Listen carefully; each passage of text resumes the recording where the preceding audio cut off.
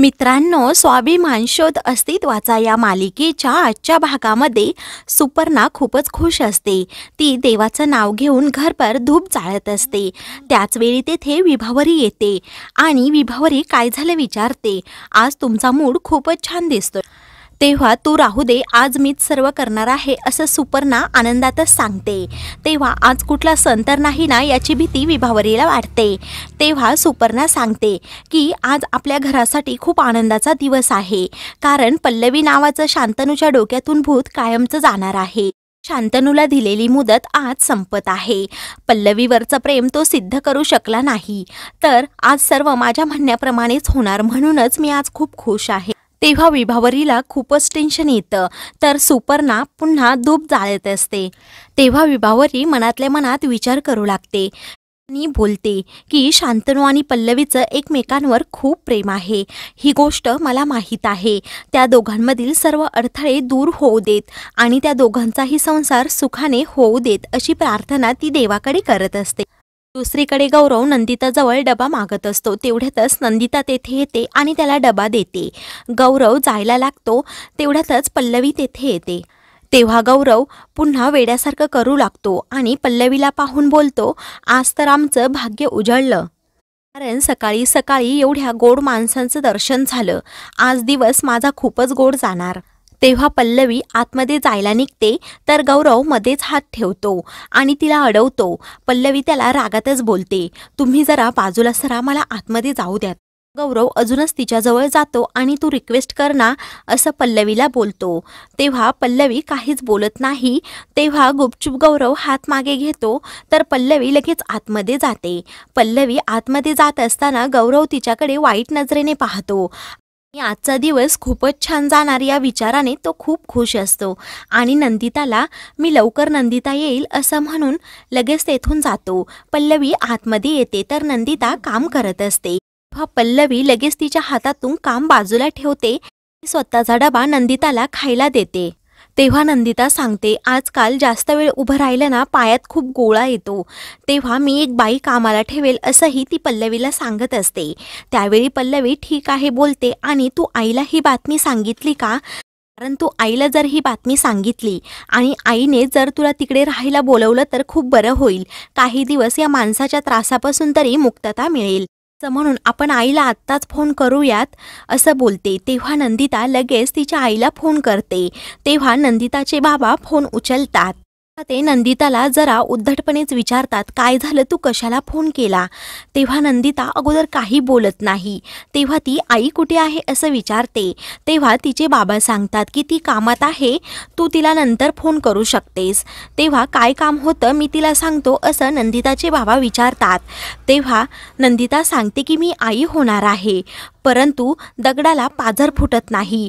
तेव्हा नंदिताचे बाबा काहीच रिॲक्ट होत नाही। पाहून नंदिता विचारते, बाबा तुम्ही काहीच का बोलत नाही? तेव्हा नंदिताचे बाबा बोलतात, त्यात काय बोलायचं आहे, तशीही तू ही बातमी खूपच लेट दिली, असं म्हणून माझे जावई बापू कसे आहेत ते तुझी काळजीच घेत असतील।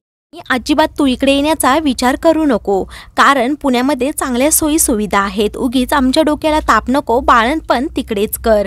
तेव्हा नंदिता खूपच नाराज होते, पण नंदिताने फोन लाऊडस्पीकरवर ठेवल्यामुळे पल्लवी ही बोलणं ऐकत असते। पल्लवीला तिच्या बाबांचा खूप राग आलेला असतो, परंतु ती काही बोलू शकत नसते। तर नंदिता पुन्हा रिक्वेस्ट करते, प्लीज एकदा तरी आईकडे फोन द्या, परंतु नंदिताचे बाबा ती लोणचं करत आहे असं म्हणून फोन ठेवतात। तेव्हा नंदिताला खूपच वाईट वाटतं। तेव्हा ती पल्लवीला पुन्हा गारानं सांगू लागते की काय करू पल्लवी, मी तू तरी सांग, मला धड माहेर पण नाही आणि सासर पण नाही, मी कुठे जायचं? आणि तू म्हणते भलता सलता विचार करू नको, कारण माझ्या जन्म दिलेल्या वडिलांनी सुद्धा माझ्या तब्येतीची चौकशी केली नाही, त्यांना माझी अजिबात काळजी नाही, असं म्हणून नंदिता पल्लवीला मिठी मारते आणि खूप रडू लागते। दुसरीकडे शांतनू कॉलेजला जाण्यासाठी आवरत असतो, तर तो पल्लवीला फोन करतो, तर इकडे नंदिता झोपलेली असल्यामुळे पल्लवी लगेच फोन पण उचलते। तेव्हा पल्लवी सांगते, मी नंदिता ताईच्या घरी सकाळीच आले आहे। तेव्हा शांतनू नंदिता ताईची काळजी घे, आता त्या सावरल्यात की नाही असं विचारतो। तेव्हा थोडी थोडी सावरत आहे असं पल्लवी सांगते। आम्ही बाबांना आज कॉल केला होता, परंतु ते एवढे चांगले पण बोलले नाहीत, त्यामुळे तिला अजूनच स्ट्रेस आला आहे. तेव्हा शांतनू मी समजू शकतो असं म्हणून पल्लवीला विचारतो, आज तुला मला भेटायला यायला जमेल का? तेव्हा पल्लवी सांगते, मी सांगितलं ना आज मी ताईकडे आले आहे, त्यामुळे जमणार नाही. एवढ्यातच नंदिता पल्लवीला आवाज देते, तर पल्लवी शांतनूला सांगून लगेच फोन ठेवते. तर इकडे शांतनू बोलतो की आज मला जे काही घरच्यांना सांगायचं आहे ना, ते प्रूव्ह करण्यासाठी पल्लवी तेथे असणं खूप गरजेचं आहे. दुसरीकडे महाजनांचा मोठ्या काकांना फोन आलेला असतो. मोठे काका खूपच शांतपणे बोलत असतात आणि सांगत असतात की थोडे दिवस आम्हाला जरा वेळ द्या. तेव्हा महाजन चिडूनच बोलत असतात की आमच्या मुलीच्या जीवन मरणाचा प्रश्न आहे, पूर्ण आयुष्याचा प्रश्न आहे आणि तुम्ही एवढे शांतपणे कसं बोलू शकता? तेव्हा सुपर्णा मोठ्या काकांकडून फोन घेते आणि महाजनांना शब्द देते, आज काही झालं तरी तुम्हाला नक्की शुभवार्ता मिळणारच. या घराचे निर्णय घेण्याचे हक्क अजूनही आम्हाला आहेत. हे ऐकून मोठे काका विचारात पडतात.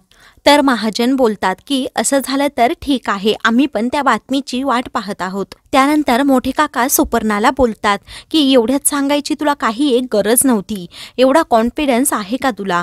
तेव्हा सुपर्णा सांगते, हो आजच आपण मंदिरात जायचं आणि शांतनू निहारिकाच्या सुखी संसारासाठी देवाकडे प्रार्थना करायची, कारण आत्तापर्यंत पल्लवीचंही त्याच्यावर प्रेम आहे हे तो सिद्ध करू शकला नाही आणि कोणतीही दैवी शक्ती आज आड येऊ शकत नाही, म्हणून तुम्ही निश्चिंत राहा असं सुपर्णा मोठ्या काकांना शब्द देते.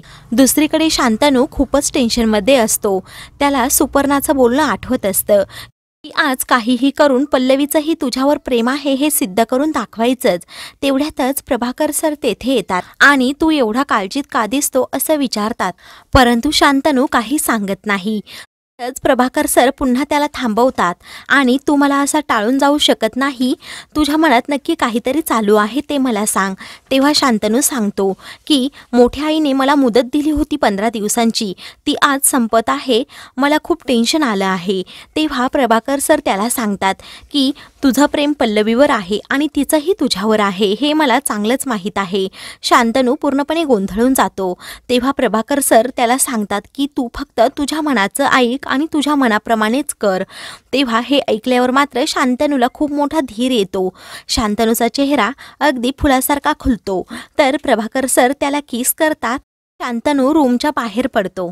इकडे हॉलमध्ये मोठे काका आणि सुपर्णा नाश्ता करत असतात. तेवढ्यातच शांतनू तेथे येतो. तर मोठे काका काहीतरी सुपर्णाला कॉलेजविषयी सांगत असतात. सुपर्णा शांतनूकडे अगोदर लक्ष देत नाही. तेव्हा शांतनू सुपर्णाला विचारतो, मोठी आई तू मला जी मुदत दिली होती ती अजून थोडा वेळ वाढवून देतेस का? तेव्हा सुपर्णा नाही असं सांगते. शांतनूचा चेहरा पडतो. शांतनू लगेच तेथून जातो. सुपर्णा पुन्हा मोठ्या काकांना विचारते, कॉलेजबद्दल तुम्ही काहीतरी सांगत होतात. तेव्हा मोठे काका सर्व काही सांगू लागतात. शांतनू त्या दोघांकडे पाहतच राहतो. ह्या दोघांनाही माहीत असतं की शांतनू आमच्याकडे पाहत आहे, त्याला अजून काहीतरी बोलायचं आहे, परंतु हे दोघेही दुर्लक्ष करतात. शांतनू तसाच बिचारा गुपचूप पुढे निघून जातो. तर सुपर्णा आणि मोठे काका त्याच्याकडे पाहून हसत असतात. तर मित्रांनो, पुढील भागामध्ये शांतनू, पल्लवी, नंदिता मंदिरात आलेले असतात. नंदिता शांतनूला सांगते, पल्लवीने तुमच्या दोघांच्या प्रेमाबद्दल मला सर्व काही सांगितलं आहे असं म्हणून ती त्या दोघांचा हात हातात देते. पल्लवी आणि शांतनू दोघेही एकमेकांना मिठी मारतात. तेवढ्यातच सुपर्णा तेथे येते आणि शांतनूला मोठ्याने आवाज देते. सर्वांनी पाहिलेलं असतं की शांतनू आणि पल्लवी एकमेकांच्या मिठीत आहेत. अशाच मालिकेंचे पुढील भाग पाहण्यासाठी चॅनलला सबस्क्राईब करा.